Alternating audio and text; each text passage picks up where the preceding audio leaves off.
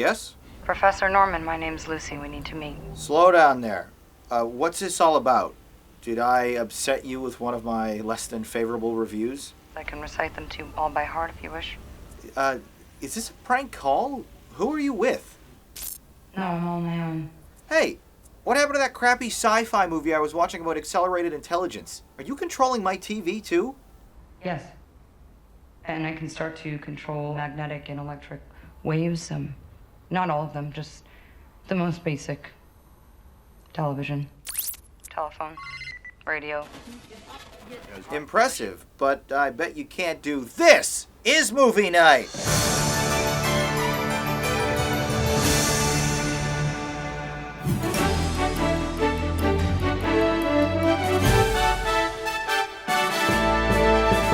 Hello and welcome to Movie Night, in-depth film reviews in less than 5 minutes. I'm your host, Jonathan Paula. In tonight's episode, I'm going to be reviewing 3 pictures that focus on themes and concepts of super accelerated intelligence, which all coincidentally happen to begin with the letter L. We begin with the oldest, Lawnmower Man. Very loosely based on the Stephen King short story of the same name, this science fiction action horror film tripled its $10 million budget when it was released in March of 1992.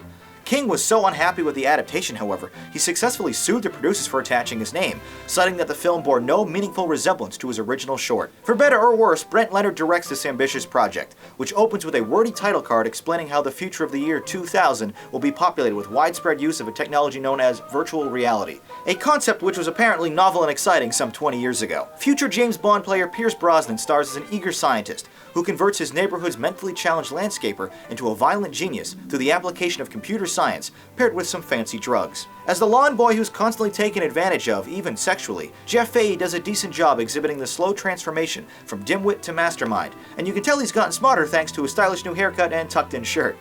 Brosnan, meanwhile, makes the best of an empty script, and at least makes the story as believable as possible, who remarks on his scientific advancements, "I think I've discovered a new planet, but one I'm inventing instead of discovering." The underfeatured and poorly acted supporting cast includes Jenny Wright, Jeffrey Lewis, Jeremy Slate, and an early appearance from Dean Norris as a mysterious and uncompromising director character. The familiar and adequately paced sudden acquisition of brainpower story holds up well enough, but it's the extremely dated visuals of a Fruity Loops colored VR environment that drags the entire thing down. Indeed, it's pretty hard to take any film seriously when wearing a fluorescent tracksuit and dicking around inside a Super Nintendo is considered intellectually advanced. Get out!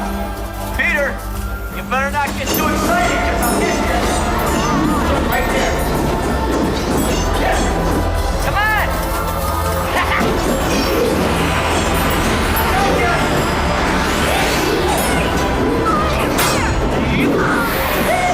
Game over. Yes, you nailed it!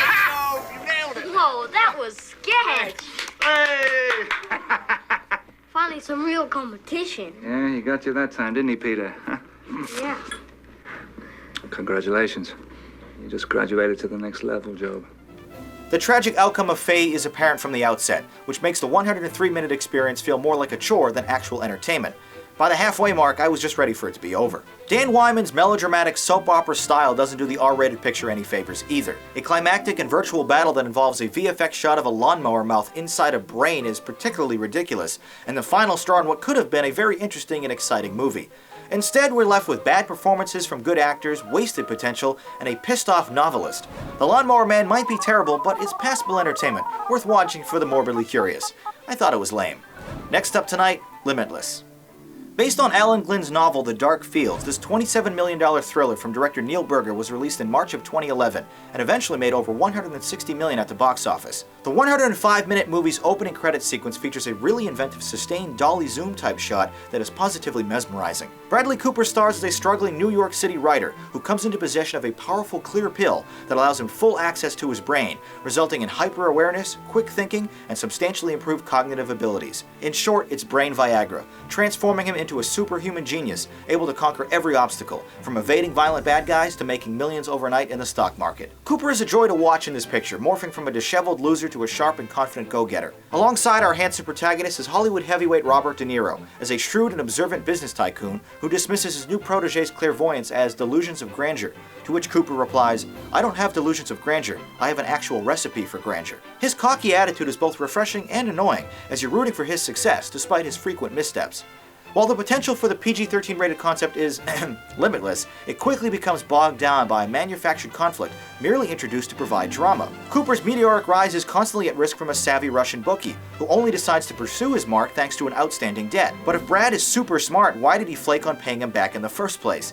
It's a frustrating development that artificially props up the rest of the narrative. Although the picture is aided by helpful expositional voiceover narration from Cooper, this plot thread is never adequately explained. In addition, the intriguing themes of untapped intelligence falls victims to the tropes of a predictable addiction story, as we see Cooper crash hard after running out of meds. But when he finds them again, an effective use of saturation and warming filters helps signal Cooper's transition to smart mode. Once this sparkling cocktail takes effect, he turns into an amped-up version of Sherlock, able to decipher clues, recognize patterns, and deduce solutions in the blink of an eye. Something wrong in law school? How do you know I'm in law school? People who aren't usually don't carry around dry, academically constipated books about a dead Supreme Court justice. You're a creep, aren't you? You've been following me. No, I just noticed the book. You just saw the corner of it. How did you know that? I'd seen it before, 12 years ago in college. Sitting on the couch of a TA I was trying to make, waiting for her to come back out of the bathroom, hoping she'd have a condom. Somehow my unconscious had served that up. A memory I'd never even recorded, or was it there the whole time, and all I needed was the access. The inventive visual style utilized to present all of this information is done rather cleverly as well, including layering the same actor into a shot several times to show his speed and progression within a scene. Although the experience is, ironically, a bit unfocused, it remains a very fun what-if scenario that does a good job of exploring one man's potential when he's unrestricted by his own limitations. Definitely worth seeing once or twice, Limitless is a fascinating fantasy with strong characters. And here's what you had to say about it in the YouTube comments.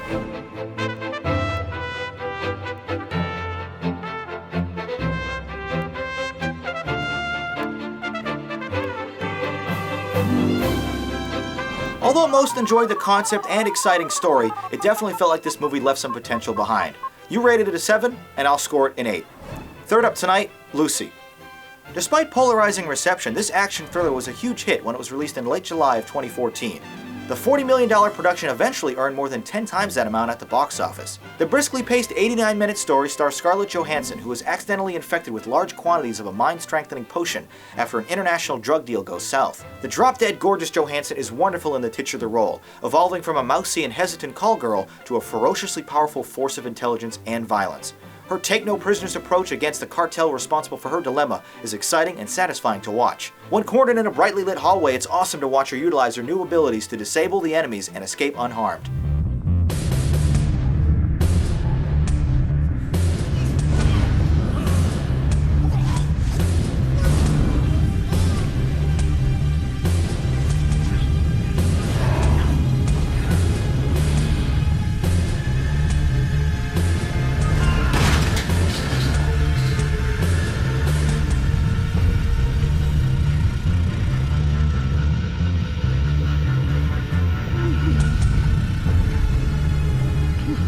Remarking on her rapidly growing intellect, she says, "Ignorance brings chaos, not knowledge." Indeed, a healthy amount of the dialogue here is littered with overly simplified platitudes that sound like some motivational JPEG you'd find on Tumblr.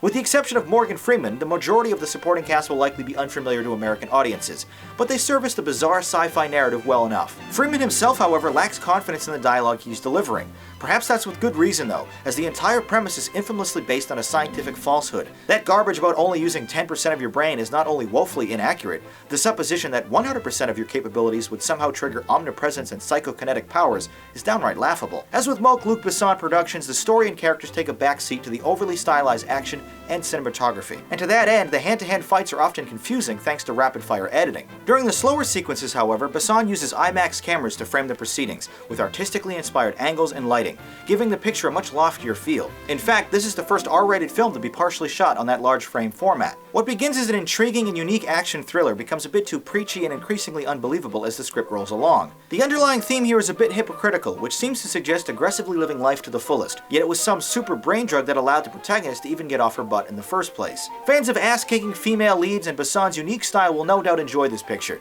but once was enough for me. Lucy has flashy and frantic action bogged down by an aimless concept. And here's what you had to say about it.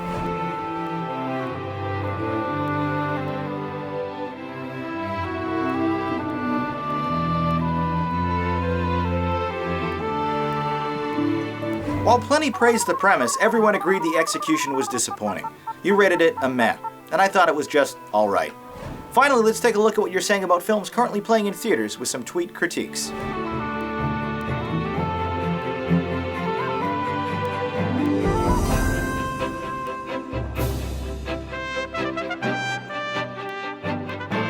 If you see a new movie in theaters, tweet your review with the JPMN hashtag. Next episode, we'll be reviewing films about immortals, Interview with the Vampire, Man from Earth, and the brand new release, The Age of Adeline. If you've seen these movies, share your opinions by voting in the polls below or by leaving a comment review. I read them all and will include the best in the next episode. If you'd like to watch more Movie Night videos, check out the related reviews on the right or click subscribe if you'd like to see more of this show in the future. Also, be sure to follow me on social media for updates and exclusive content between episodes. Once again, my name is Jonathan Paula. Thank you for watching and listening. Until next time, have a good movie night.